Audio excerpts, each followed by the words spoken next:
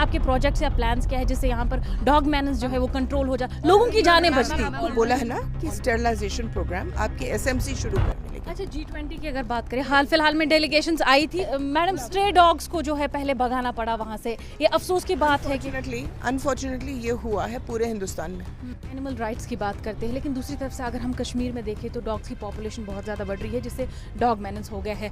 3 साल बाद पहली बार ऐसा हुआ है जब इतने डॉग मैनेज के केसेस सामने आए, स्ट्रे डॉग बाइट्स के केसेस सामने आए हैं यहाँ, इसीलिए तो हमने यहाँ एक अच्छा तगड़ा स्टेरिलाइजेशन प्रोग्राम का इंतजाम आपके एसएमसी कमिश्नर ने किया। और ये समझते नहीं है कि जब वो जानवरों को उठाते हैं और जहाँ वो छोड़ेंगे वहाँ सब लोगों को काटेंगे, बिल्कुल, इसलिए उनको कभी उठाना ही नहीं चाहिए था, लेकिन अब उठा दिया तो मैं क्या करूँ। आप देख रहे हैं एशियन न्यूज़ हब और इस वक्त हमारे साथ मौजूद है member of parliament, animal right activist and environmentalist Maneka Gandhi ji. आपसे पूछना चाहेंगे, आपने पहली बार एनिमल एम्बुलेंस कश्मीर में इनॉग्रेट की है, क्या मकसद है इस एम्बुलेंस का? जब एक्सीडेंट केसेस होते हैं या कोई जानवर सड़क पर बहुत बीमार होता है तो मुश्किल से वो उठाया जाता है, और अभी तक जो एनजीओज काम कर रहे थे उनके पास कोई तरीका नहीं था कि मदद कर दे, तो कभी मदद करते थे कभी नहीं भी करते थे, जैसे उनकी क्षमता थी। तो अब हमने उनको एक एम्बुलेंस दिया है ताकि वो ज़्यादा मदद कर पाएँ। मेनका जी, हम एनिमल राइट्स की बात करते हैं, लेकिन दूसरी तरफ से अगर हम कश्मीर में देखें तो डॉग्स की पॉपुलेशन बहुत ज़्यादा बढ़ रही है, जिससे डॉग मैनेज हो गया है। 3 साल बाद पहली बार ऐसा हुआ है जब इतने डॉग मैनेज के केसेस सामने आए, स्ट्रे डॉग बाइट्स के केसेस सामने आए हैं इसीलिए तो हमने यहाँ एक अच्छा तगड़ा स्टेरिलाइजेशन प्रोग्राम का इंतज़ाम आपके एसएमसी कमिश्नर ने किया है।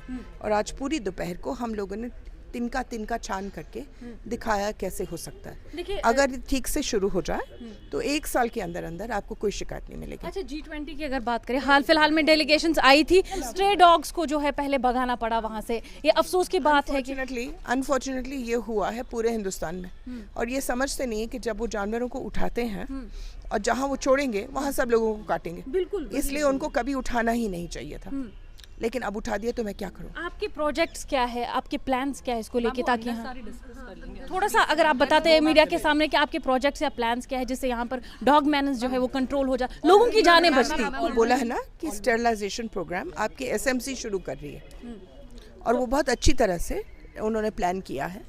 2 एनिमल एबीसी सेंटर्स बने हैं, एक टैंगपुरा में, एक वो नया बना रहे हैं और एक शुहामा कर रहा है, तो तीनों जगह में होगा और ज़रूर अच्छा होगा। मैडम, उम्मीद करें कि मास स्टेरिलाइजेशन प्रोसेस होगा जिससे उम्मीद यही है कि मास स्टेरिलाइजेशन होगा। बहुत शुक्रिया आपका। तो ये थी मेनका गांधी जी हमारे साथ मौजूद, जो कि मेंबर ऑफ पार्लियामेंट भी है, उसके अलावा ये एनिमल राइट एक्टिविस्ट और एनवायरमेंटलिस्ट भी है। तो इन्होंने कहा कि मास स्टेरिलाइजेशन का प्रोसेस जो है वो शुरू होगा, जिससे यहाँ पर बढ़ता डॉग मेनेस है उसमें कंट्रोल होगा। यहाँ पर आपको दिखाना चाहेंगे, ये वो एम्बुलेंस है जो पहली बार कश्मीर में लॉन्च की गई है, इनॉग्रेट की गई है, जो एनिमल एम्बुलेंस है। जहाँ पर भी कहीं कोई एनिमल ज़ख्मी हुआ होता है तो यूजुअली उसको बचाया नहीं जाता है, क्योंकि हमारे पास ऐसी फैसिलिटीज़ नहीं है। लेकिन आज मेनका गांधी जी यहाँ पर आई थी और उन्होंने इसका इनॉग्रेशन किया, ताकि जो भी एनिमल्स है, चाहे वो जख्मी हालत में हो या बीमार होते हैं, तो उनको एम्बुलेंसेज नहीं आती है या यहाँ पर फैसिलिटीज़ नहीं थी, तो अब उनको फैसिलिटेट किया जाएगा। एशियन न्यूज़ हब के लिए श्रीनगर से फजा साहब।